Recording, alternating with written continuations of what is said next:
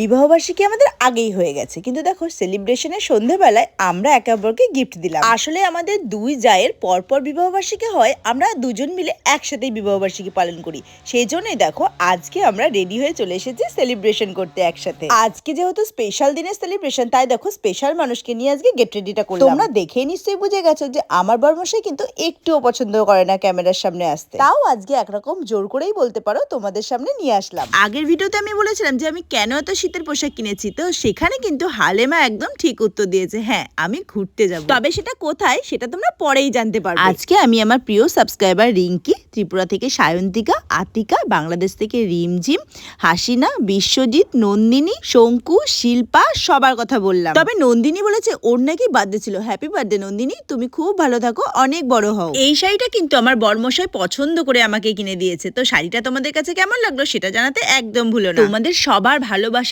আশীর্বাদে আমরা 8টা বছর একসাথে পার করে দিলাম। এইভাবেই তোমরা আমাদের পাশে থেকো আর আমাদের আশীর্বাদ করো যেন আমরা সারা জীবন একসাথে থাকতে পারি। এত কিছুর মধ্যে কিন্তু আমি টিপ পড়তেই ভুলে গেছিলাম, তাই টিপটা পরে দেখো আমি রেডি হয়ে গেলাম। চলো এবার আমাদের সেলিব্রেশনের পালা। সেলিব্রেশনের দিনে আমাদের দুজনের এই লুকটা তোমাদের কাছে কেমন লাগলো সেটা কিন্তু অবশ্যই জানিও। Love you, tata.